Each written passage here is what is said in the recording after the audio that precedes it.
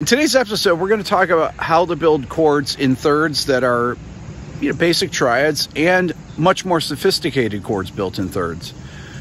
I also have a piece later on at the end that you could skip forward to if you find this is starting to go over your head that I'd love you to listen to. It's a piece that I used on this channel to start my live streams over the past few years, so you'll be familiar with it, those of you that are watching the channel for a while. So you've heard me talk on here a lot about traditional harmony based in thirds. Let's say if we're in the key of C,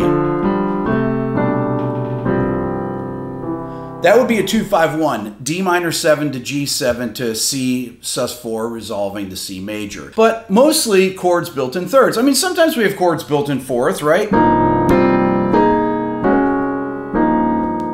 There are other types of chords that are also built in thirds, but are slightly more dissonant. For example, this is a polychord. This particular chord is B major over C major. Now, that chord is actually still built in thirds. You have C, E, G, B, there's a C major 7, but then you have the D sharp, which is the sharp 9, and then F sharp, which is the sharp 11.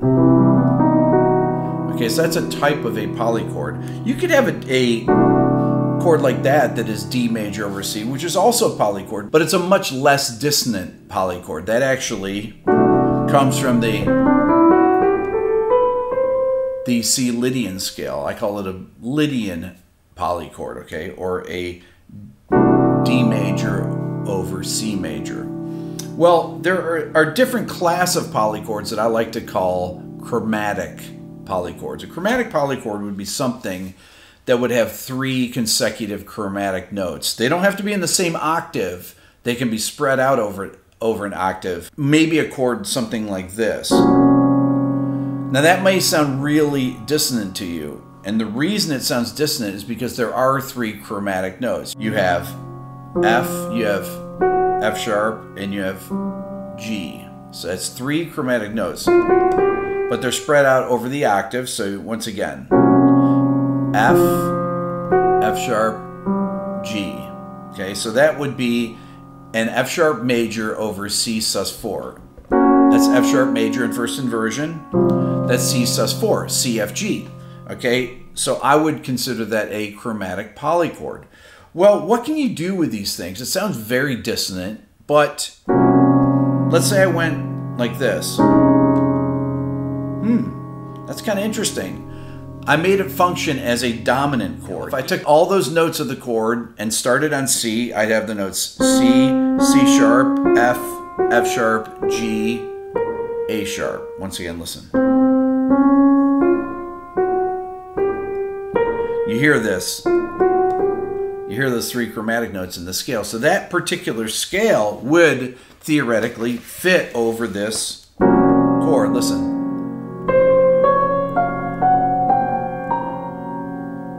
Actually sounds like it works. It makes the chord actually have some context. But if I treat it as a dominant chord, like I did, for example, 5, 1, then it actually sounds really kind of natural. Even though there's that intense rub between those 3 chromatic notes like that, it's functioning. You're hearing that 5, 1 cadence. You can also have it go different places. I could use it as a chromatic median modulation. That would be something like, so what I've done there, I've modulated from C up a major third to E. So what we have here is we have an E flat major over E major. So E flat major, E major. If you want to use it in a 2-5-1 context, you could do something like this. Let's say we play it 2, 5, and then 1. I could have gone to F minor too, but I thought that's like, whoa. I think it has a really hip sound. Listen again to it. So 2, 5, 1. Not really a 1. A sub for 1. You could go other places as well. If you take the top triad and you voice lead it, let's say I could go, ooh, I like that. So that would be the voice leading of that. It sounds very natural. Why does it sound natural? Because the F sharp moves down to F, the C sharp moves down to C, B flat stays the same, and I bring the A in there. There's this half step shift, but I add that tension on there, da, the A, right? So we have a.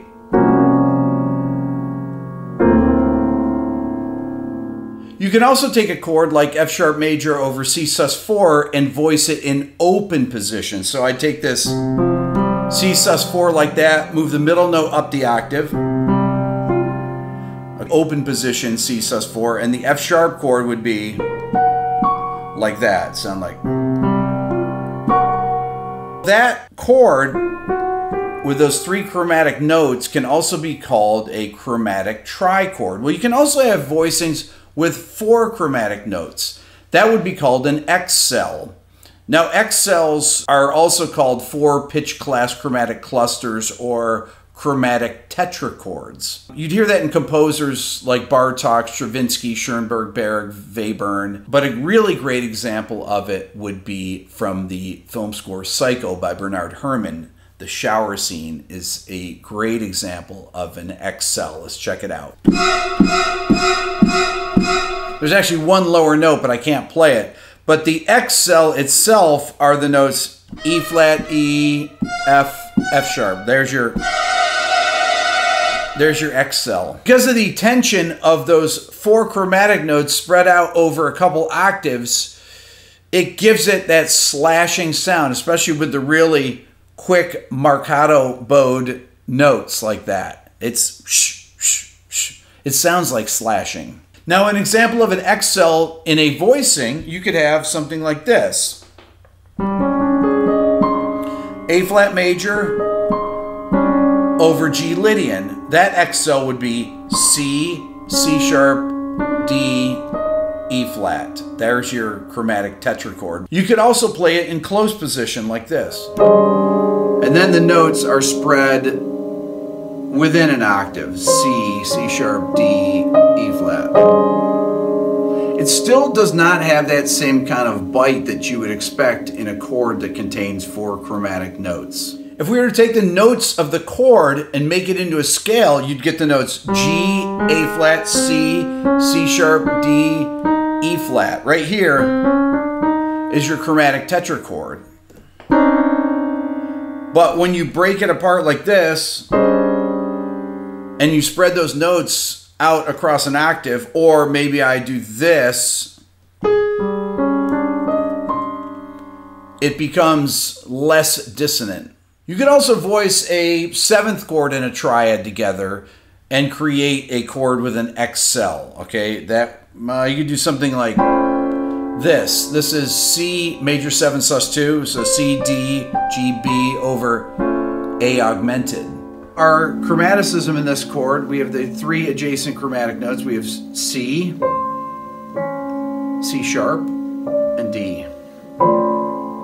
Having those notes spread out by the octave, though, creating that flat 9 interval or the major 7th interval. Once again, if we take that polychord and turn it into a scale, it would be a hybrid scale. It would be A, B, C, C sharp, D, E sharp, which is F, and then G. So that would be called a hybrid scale. Once again, it contains this chromatic trichord in the middle of the scale. Another example of a chromatic polychord, this would actually have the chromatic tetrachord, or the 4 chromatic notes in it. You could have something like this. This is A flat 7 over F major 7 sharp 5. So if I look at it, I've got this E flat, E, F, F sharp, those 4 chromatic notes. Since they're spread out over a couple octaves, once again, you don't hear that dissonance that you would hear if they were played like that. So again, that versus that.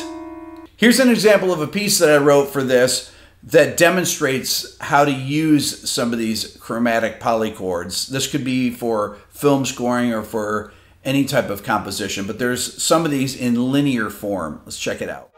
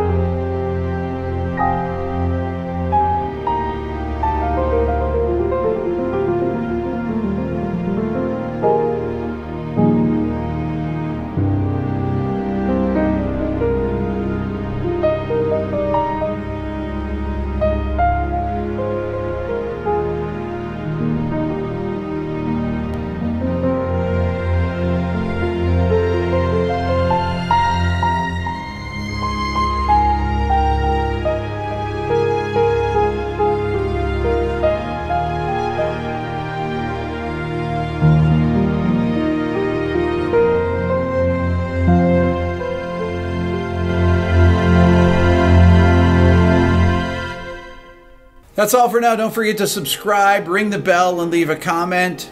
Check out my new Quick Lessons Pro guitar course that just came out. Also, the Beato book if you want to learn about music theory. That's how you do it. And check out my Beato ear training course at beatoeartraining.com. And don't forget, if you want to support the channel even more, think about becoming a member of the Beato Club. Thanks so much for watching.